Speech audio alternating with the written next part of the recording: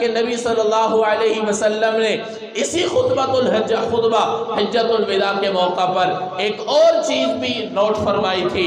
اللہ کے نبی صلی اللہ علیہ وسلم نے فرمایا تھا کہ جاہلیت کے جتنے بھی امور ہیں آج میں ان کو اپنے پاؤں کے نیچے روند کر تمہارے لیے دین اسلام بطور مذہب کے پیش کر رہا ہوں۔ جاہلیت کے سارے کاموں کو چھوڑ دینا، جاہلیت کے سارے امور کو چھوڑ دینا اور دین اسلام کی تعلیمات کو اپنانا۔